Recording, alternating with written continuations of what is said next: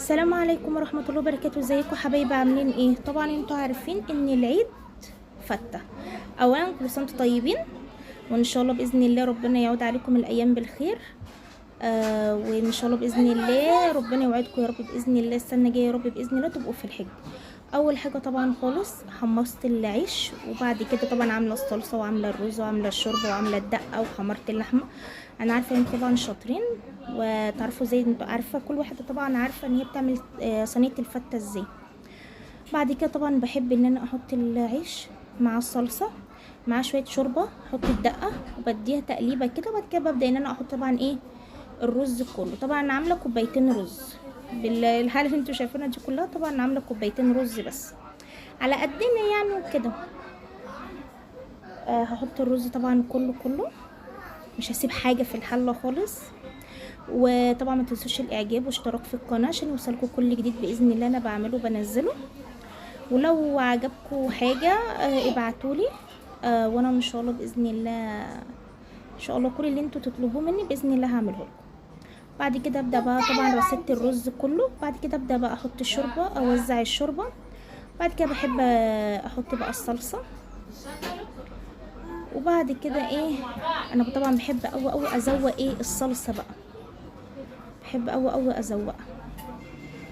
طبعا العين بتاكل قبل البق طبعا.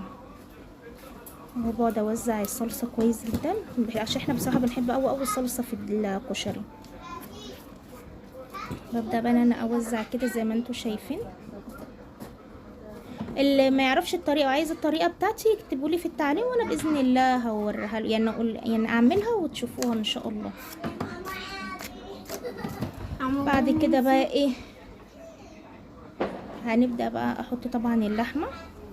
بعد كده ده كان حتتين عيش وقعوا مني، وقلت بدل ما يترموا حرام رحت حطاهم كده في الوش. ابدا بقى احط بقى اللحمه اللي انا طبعا محمراها. بعد كده ايه، ابدا احط بقى ايه ملح وفلفل وكمون، او لازم احط ملح وفلفل وكمون. ملح وسبسي ملح وسبسي. وبدات ان انا طبعا ايه حطيت بقى الملح والفلفل، بدات ان انا احط بعد كده الكمون، ارش بقى الكمون.